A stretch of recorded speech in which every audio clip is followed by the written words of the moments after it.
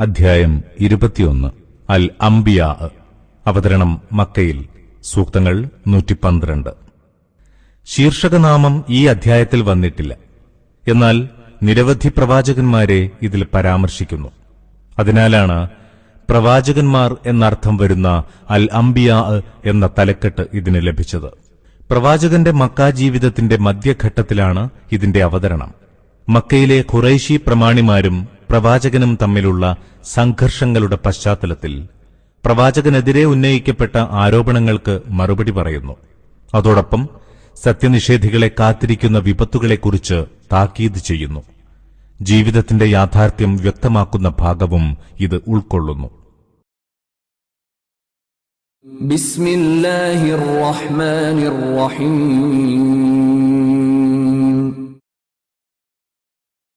ജനത്തിന് അവരുടെ വിചാരണാവേള വളരെ അടുത്തെത്തിയിരിക്കുന്നു. എന്നിട്ടും അവർ അതേക്കുറിച്ച് തീർത്തും അശ്രദ്ധരാണ്, അതിനെ അപ്പാടെ അവഗണിക്കുന്നവരും. തങ്ങളുടെ നാഥനിൽ നിന്ന് പുതുതായി ഏത് ഉദ്ബോധനം വന്നെത്തുമ്പോഴും അവരത് കേൾക്കുന്നതുതന്നെ കളിതമാശകളിൽ മുഴുകുന്നവരായാണ്. അശ്രദ്ധമായ മനസ്സോടെയും ആ അക്രമികൾ അന്യോന്യം ഇങ്ങനെ അടക്കം പറയുന്നു: ഇയാൾ നിങ്ങളെപ്പോലുള്ള ഒരു മനുഷ്യൻ മാത്രമല്ലേ? എന്നിട്ടും നിങ്ങൾ എന്തിനാണ് ബോധപൂർവം ഈ ജാലവിദ്യയിൽ ചെന്ന് വീഴുന്നത്? പ്രവാചകൻ പറഞ്ഞു: ആകാശത്തും ഭൂമിയിലും ആരെന്തു പറഞ്ഞാലും അതൊക്കെയും എന്റെ നാഥൻ അറിയുന്നു. അവൻ എല്ലാം കേൾക്കുന്നവനും അറിയുന്നവനുമാണ്. അവർ പറയുന്നു, ഇതൊക്കെ വെറും പൊയ്ക്കിനാവുകളാണ്. അല്ല, ഇവനിത് സ്വയം കെട്ടിച്ചമച്ചതാണ്. ഇയാൾ ഒരു കവിയാണ്, അല്ലെങ്കിൽ ഇയാൾ ഒരു ദൃഷ്ടാന്തം കൊണ്ടുവന്ന് നമ്മെ കാണിക്കട്ടെ, പൂർവ്വ പ്രവാചകന്മാർ ചെയ്ത പോലെ. എന്നാൽ ഇവർക്കു മുമ്പ് നാം നിശേഷം നശിപ്പിച്ച ഒരു നാടും വിശ്വസിച്ചിട്ടില്ല. ഇനിയിപ്പോൾ ഇവരാണോ വിശ്വസിക്കാൻ പോകുന്നത്? നിനക്കു മുമ്പും മനുഷ്യരെ തന്നെയാണ് നാം ദൂതന്മാരായി നിയോഗിച്ചത്. നാം അവർക്ക് വഹി നൽകുകയായിരുന്നു. നിങ്ങൾക്കിതറിയില്ലെങ്കിൽ വേദക്കാരോട് ചോദിച്ചു നോക്കുക. ദൈവദൂതന്മാർക്ക് നാം അന്നം തിന്നാത്ത ശരീരം നൽകിയിട്ടില്ല. അവരിവിടെ സ്ഥിരവാസികളുമായിരുന്നില്ല. പിന്നീട് അവരോടുള്ള വാഗ്ദാനം നാം പാലിച്ചു. അങ്ങനെ നാം അവരെ രക്ഷിച്ചു, നാം ഉദ്ദേശിച്ച മറ്റുള്ളവരെയും. അതിര് കടന്നവരെ നശിപ്പിക്കുകയും ചെയ്തു.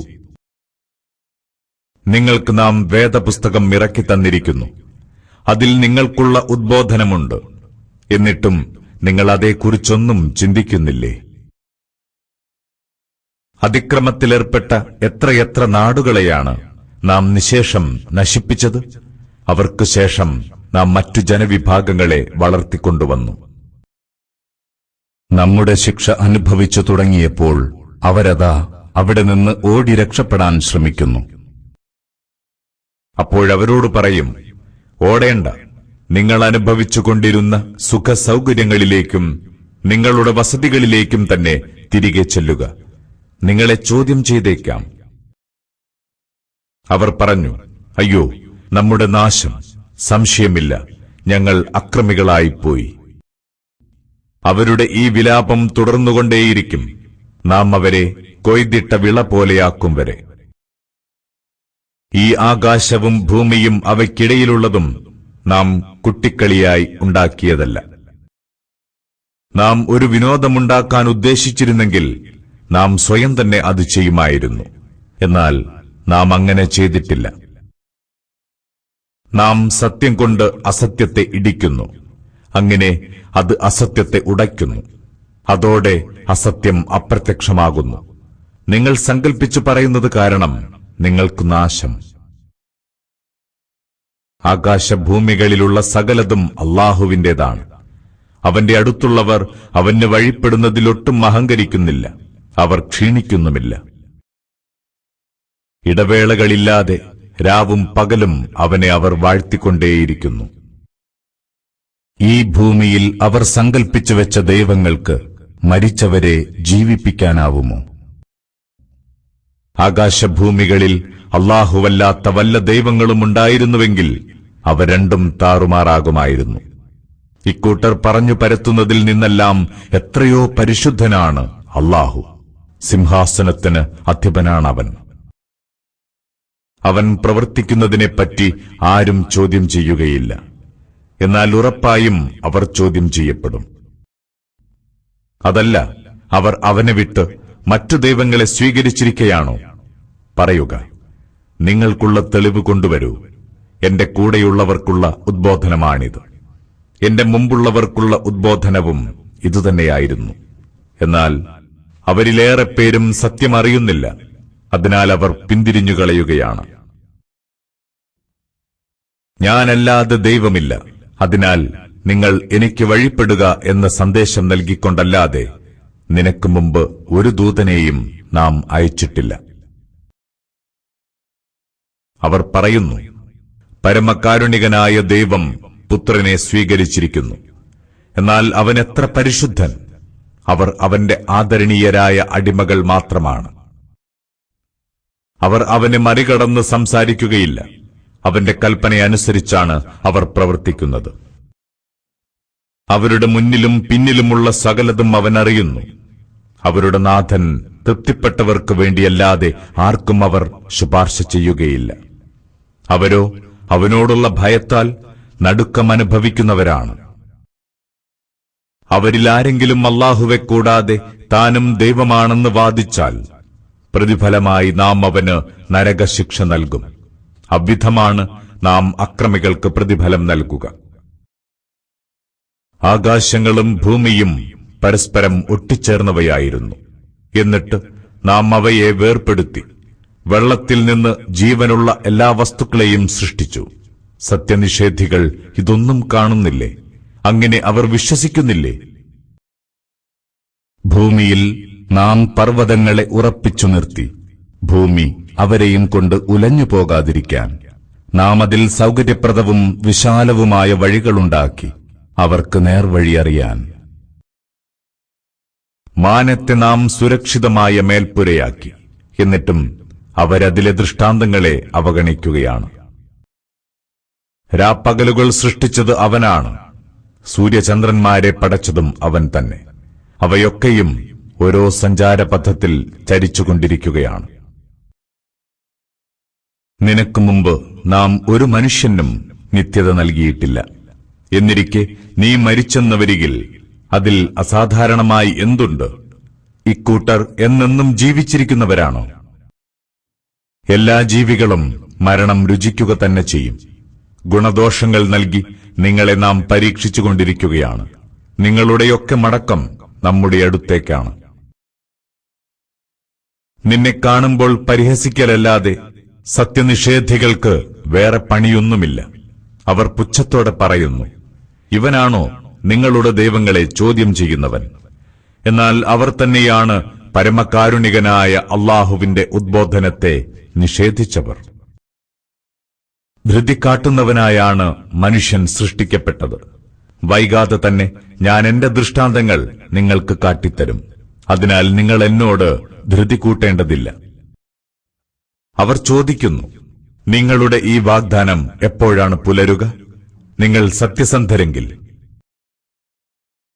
തങ്ങളുടെ മുഖങ്ങളെയും മുതുകുകളെയും നരകത്തീയിൽ നിന്ന് തടുക്കാനാവാത്ത, എങ്ങുനിന്നും ഒരു സഹായവും കിട്ടാത്ത അവസ്ഥയെ സംബന്ധിച്ച് സത്യനിഷേധികൾ അറിഞ്ഞിരുന്നെങ്കിൽ. എന്നാൽ വളരെ പെട്ടെന്നായിരിക്കും അതവരിൽ വന്നെത്തുക. അപ്പോൾ അതവരെ അമ്പരപ്പിക്കും. അതിനെ തടുക്കാൻ അവർക്കാവില്ല. അവർക്കൊട്ടും അവസരം നൽകുകയുമില്ല. നിനക്ക് മുമ്പും പല പ്രവാചകന്മാരും ഇவ்விധം പരിഹസിക്കപ്പെട്ടിട്ടുണ്ട്. എന്നിട്ടോ തങ്ങൾ ഏതൊന്നിനെപ്പറ്റിയാണോ പരിഹസിച്ചുകൊണ്ടിരുന്നത്, ആ ശിക്ഷ പരിഹസിച്ചിരുന്നവരെ പിടികൂടുക തന്നെ ചെയ്തു. ചോദിക്കുക, രാവിലാവട്ടെ പകലിലാവട്ടെ പരമദയാലുവായ അല്ലാഹുവിന്റെ പിടുത്തത്തിൽ നിന്ന് നിങ്ങളെ രക്ഷിക്കാൻ കഴിയുന്ന ആരുണ്ട്? എന്നിട്ടും അവർ തങ്ങളുടെ നാഥന്റെ ഉദ്ബോധനം അവഗണിച്ചു തള്ളുകയാണ്. അതല്ല, നാമല്ലാതെ അവരെ സംരക്ഷിക്കുന്ന വല്ല ദൈവങ്ങളും അവർക്കുണ്ടോ? എന്നാൽ ആ ദൈവങ്ങൾക്ക് തങ്ങളെ തന്നെ രക്ഷിക്കാനാവില്ലെന്നതാണ് സത്യം. നമ്മുടെ സഹായം അവർക്കൊട്ടും കിട്ടുകയുമില്ല. നാം അവർക്കും അവരുടെ പിതാക്കൾക്കും ജീവിതസുഖം നൽകിക്കൊണ്ടിരുന്നു. അങ്ങനെ അവരുടെ കാലം ഏറെ നീണ്ടുപോയി. നാം ഈ ഭൂമിയെ അതിന്റെ ചുറ്റുനിന്നും ചുരുക്കിക്കൊണ്ടുവരുന്നത് ഇക്കൂട്ടർ കാണുന്നില്ലേ? എന്നിട്ടും അവർ തന്നെ വിജയം വരിക്കുമെന്നോ? പറയുക, ദിവ്യസന്ദേശമനുസരിച്ച് മാത്രമാണ് ഞാൻ നിങ്ങൾക്ക് മുന്നറിയിപ്പ് നൽകുന്നത്. പക്ഷേ മുന്നറിയിപ്പ് നൽകുമ്പോൾ കാതുപൊട്ടന്മാർ ആ വിളി കേൾക്കുകയില്ല. നിന്റെ നാഥന്റെ ശിക്ഷയിൽ നിന്ന് ഒരു നേരിയ കാറ്റ് അവരെ സ്പർശിച്ചാൽ അവരിങ്ങനെ വിലപിക്കും, ഞങ്ങളുടെ ഭാഗ്യദോഷം, ഉറപ്പായും ഞങ്ങൾ അക്രമികളായിപ്പോയല്ലോ.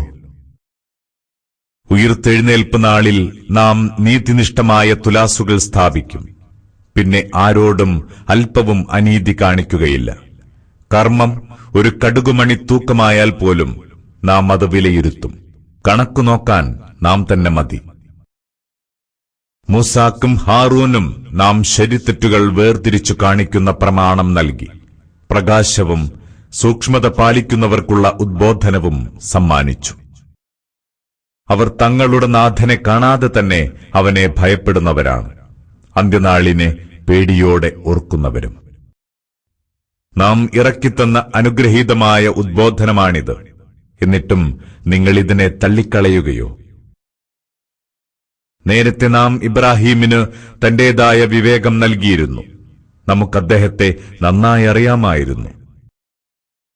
അദ്ദേഹം തന്റെ പിതാവിനോടും ജനത്തോടും ചോദിച്ചതോർക്കുക, നിങ്ങൾ പൂജിക്കുന്ന ഈ പ്രതിഷ്ഠകൾ എന്താണ്? അവർ പറഞ്ഞു, ഞങ്ങളുടെ പിതാക്കൾ ഇവയെ പൂജിക്കുന്നത് ഞങ്ങൾ കണ്ടിട്ടുണ്ട്.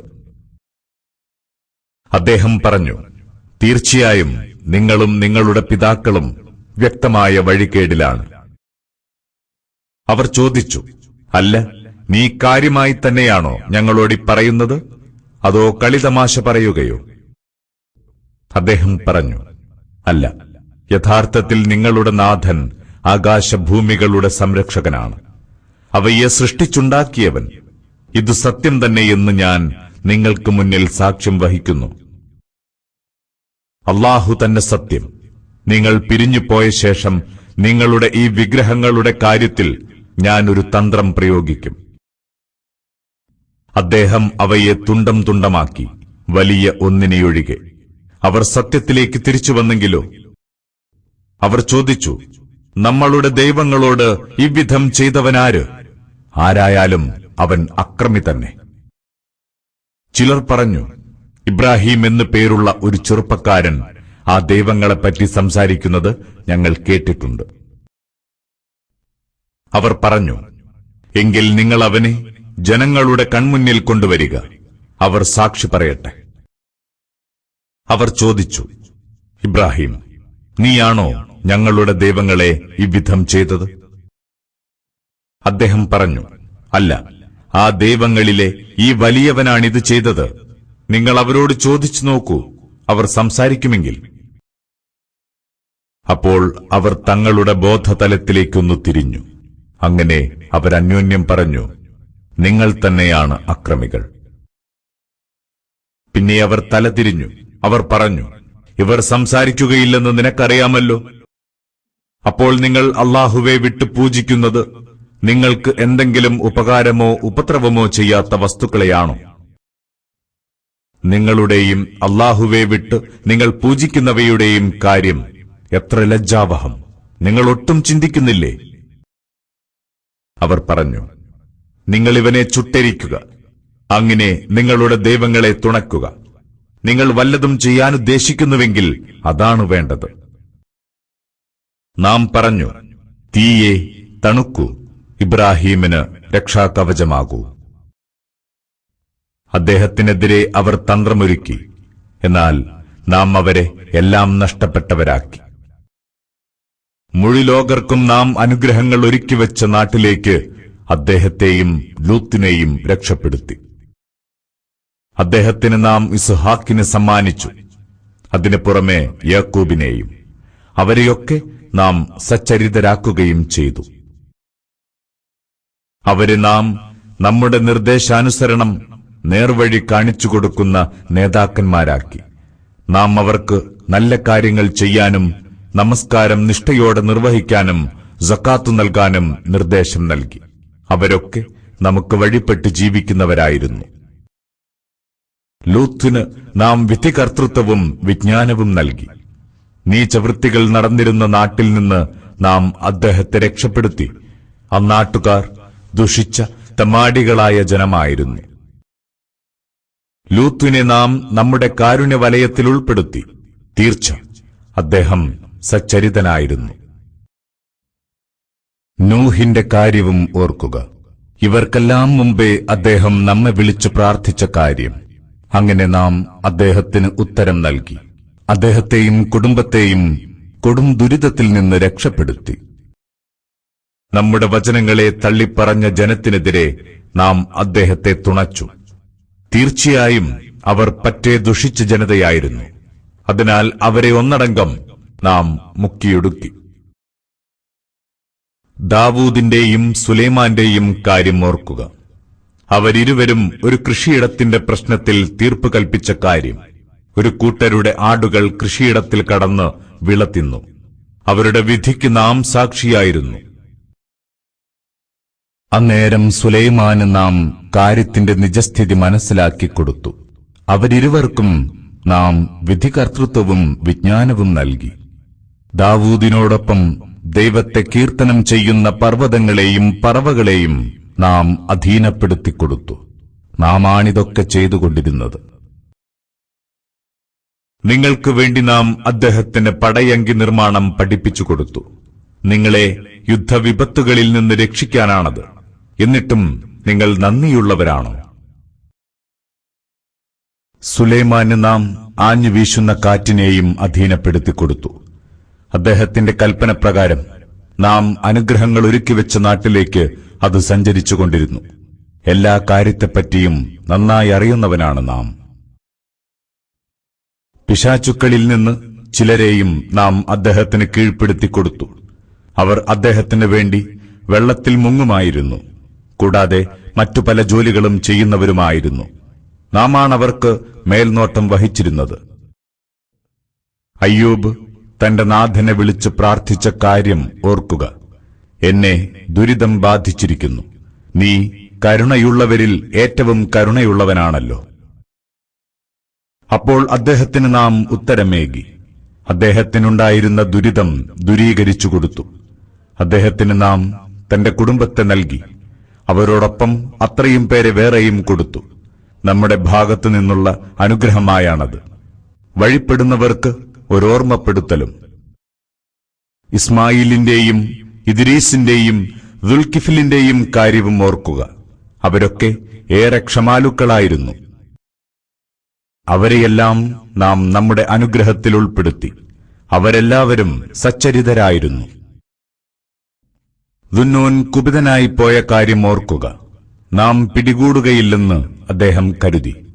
അതിനാൽ കൂരിരുളുകളിൽ വെച്ച് അദ്ദേഹം കേണപേക്ഷിച്ചു. നീയല്ലാതെ ദൈവമില്ല. നീ എത്ര പരിശുദ്ധൻ! സംശയമില്ല, ഞാൻ അതിക്രമിയായിരിക്കുന്നു. അന്നേരം നാം അദ്ദേഹത്തിന് ഉത്തരമേകി. അദ്ദേഹത്തെ ദുഃഖത്തിൽ നിന്ന് മോചിപ്പിച്ചു. ഇவ்விധം നാം സത്യവിശ്വാസികളെ രക്ഷപ്പെടുത്തുന്നു. സക്കരിയ തന്റെ നാഥനെ വിളിച്ചു പ്രാർത്ഥിച്ച കാര്യം ഓർക്കുക. എന്റെ നാഥ, നീ എന്നെ ഒറ്റയാനായി വിടരുതേ. നീയാണല്ലോ അനന്തരമെടുക്കുന്നവരിൽ അത്യുത്തമൻ. അപ്പോൾ അദ്ദേഹത്തിന് നാം ഉത്തരമേകി. യഹ്യായെ സമ്മാനമായി കൊടുത്തു. അദ്ദേഹത്തിന്റെ പത്നിയെ നാം അതിന് പ്രാപ്തയാക്കി. തീർച്ചയായും അവർ നല്ല കാര്യങ്ങളിൽ ആവേശം കാണിക്കുന്നവരായിരുന്നു. പേടിയോടെയും പ്രതീക്ഷയോടെയും നമ്മോട് പ്രാർത്ഥിക്കുന്നവരും താഴ്മ കാണിക്കുന്നവരുമായിരുന്നു. തന്റെ ചാരിത്രശുദ്ധി സൂക്ഷിച്ചവളുടെ കാര്യം ഓർക്കുക.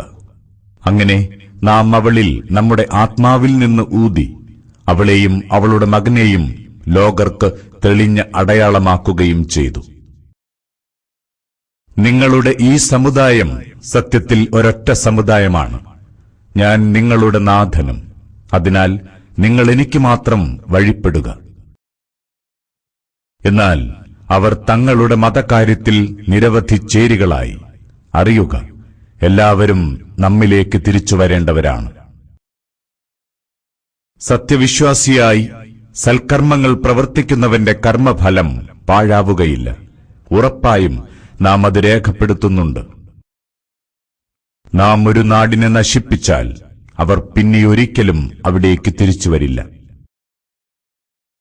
യജൂജ് മഅജൂജ് ജനവിഭാഗങ്ങൾക്ക് ഒരു വഴി തുറന്നു കിട്ടും വരെ, അങ്ങനെ അവർ എല്ലാ കുന്നിൻപുറങ്ങളിൽ നിന്നും കുതിച്ചിറങ്ങി വരും വരെയും, ആ സത്യവാഗ്ദാനം അടുത്തുവരുന്നതുവരെയും. അപ്പോൾ സത്യനിഷേധികളുടെ കണ്ണുകൾ തുറിച്ചു നിൽക്കും. അവരിങ്ങനെ വിലപിക്കും, ഞങ്ങളുടെ ഭാഗ്യദോഷം, ഞങ്ങൾ ഇതേക്കുറിച്ച് തീർത്തും അശ്രദ്ധരായിരുന്നു, ഞങ്ങൾ അക്രമികളായിപ്പോയല്ലോ. തീർച്ചയായും നിങ്ങളും അല്ലാഹുവെ വിട്ട് നിങ്ങൾ പൂജിക്കുന്നവരും നരകത്തീയിലെ വിറകാണ്. നിങ്ങളെല്ലാം അവിടെ എത്തിച്ചേരുക തന്നെ ചെയ്യും. യഥാർത്ഥത്തിൽ അവർ ദൈവങ്ങളായിരുന്നുവെങ്കിൽ ഈ നരകത്തീയിൽ വന്നെത്തുമായിരുന്നില്ല. എന്നാൽ ഓർക്കുക, അവരെല്ലാം അവിടെ നിത്യവാസികളായിരിക്കും. അവർക്കവിടെ ആർത്തനാദമാണുണ്ടാവുക, അതല്ലാതൊന്നും കേൾക്കാനാവില്ല.